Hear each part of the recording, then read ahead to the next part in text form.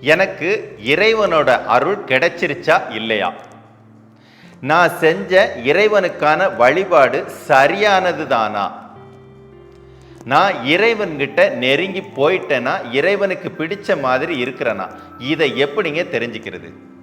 நீங்க கோயிலுக்கு போறவர், பக்தி செலுத்துறவர், மந்திரம் சொல்றவர், பூஜைகள் பண்றவர், இறைவன் மேல மிகுந்த பக்தியானவர். ஆனா இதையெல்லாம் இறைவன் ஏத்துக்கிட்டாரா? இறைவன் கிட்ட நெருங்கிட்டீங்களா? நீங்க செஞ்சதெல்லாம் சரிதானாங்கிறது எப்படி தெரிஞ்சுக்கிறது?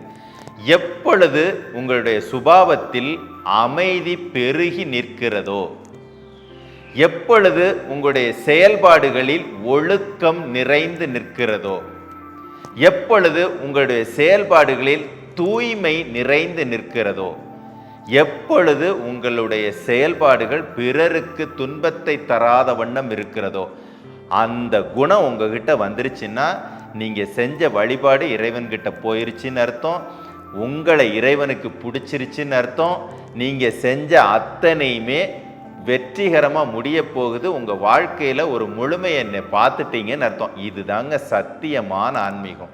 நீங்கள் பணக்காரரா ஏழையா, கோயிலுக்கு அள்ளி கொடுத்தவரா, கோவில்களுக்கு ஒரு குறிப்பிட்ட காலங்களில் தொடர்ந்து போகக்கூடியவரா, அபிஷேகங்கள் ஆராதனைகள் பண்ணினவரா, அதெல்லாம் முக்கியம் இல்லை. நான் சொன்ன இந்த குவாலிட்டி உங்ககிட்ட அன்பு பெருகிவிட்டது, அமைதி நிரம்பி விட்டது, ஒழுக்கம் அதிகமாயிருச்சு, இதெல்லாம் இருக்குது. தூய்மையை அப்படிங்கிறது என்னை சுற்றிலும் நான் போகிற கோவில்களெல்லாம் சுத்தத்தை அதிகமாக என்னால் உருவாக்க முடியுது அப்படின்னா நீங்கள் சரியான இறைவனுக்கு பிடித்த ஒரு நபராக மாறிட்டீங்கன்னு அர்த்தம். இது இல்லாமல் நீங்கள் என்ன செய்திருந்தாலும் அது பக்திங்கிற கணக்கில் வரவே வராது. இறைவனுக்கு பிடித்தவராக நீங்கள் மாறவே முடியாது.